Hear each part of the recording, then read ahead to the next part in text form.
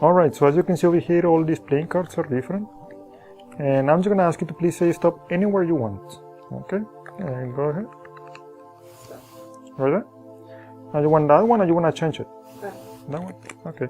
So as you can see, there is no way I can find your card.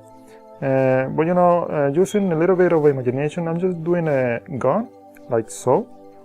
And I'm gonna take a bullet out of the gun. So hopefully this is not your card. No? Okay. So I'm just gonna put it back and watch carefully. You did your card? 2 hearts. Alright, so next will be the secret. Alright, so this is the quick explanation. It is quite easy. This is pretty much a beginner's. But there are 2 ways you can get into this setup. The way you can do this setup is by doing a refold shuffle, one by one. You have to do it slowly. Or the easiest method, which is the one I used, is the Faro Shuffle. It's even better if you use the Faro Shuffle. However, if you don't know how to do this Faro Shuffle, just go to this video footnote. So as you can see, all the way across. Well, it doesn't have to be all the way across exactly shuffle, at least just the cards that are in the middle. So however, the card in the front and in the back, this is called an Faro Shuffle. But I already explained all those details in the other video. But this is all the setup, as you can see, okay? Just a perfect shuffle. And the grip is important. The tips has to be contacting the edge of the deck, as you can see. Not the top, but the edge. And I tell you why. The reason is because when I ask the spectator to say stop, let's say right there, the index right here, I'm gonna exaggerate, is pushing harder, okay? So it's gonna maintain the gap right there.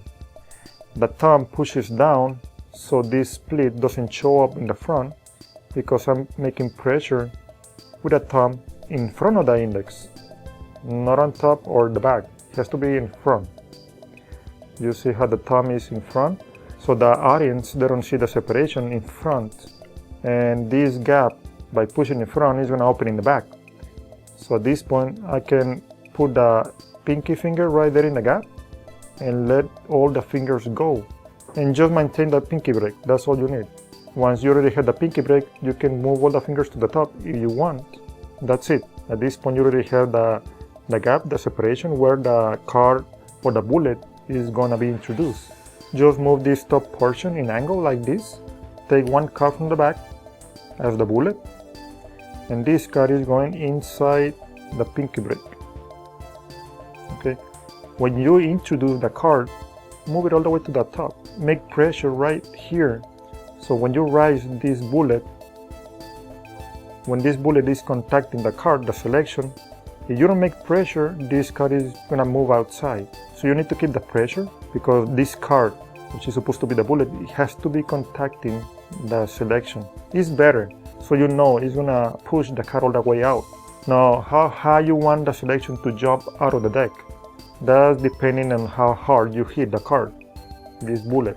But notice in the beginning, by preparing this setup, the Faro Shuffle is the easiest and fastest method. You can actually prepare in front of the spectator without them noticing the setup that much. But because to be honest, I try, when I perform this performance, I try the spectator not to see the way I actually do this setup. Or you know, you can just talk about anything you want as long as you distract the spectator from paying attention.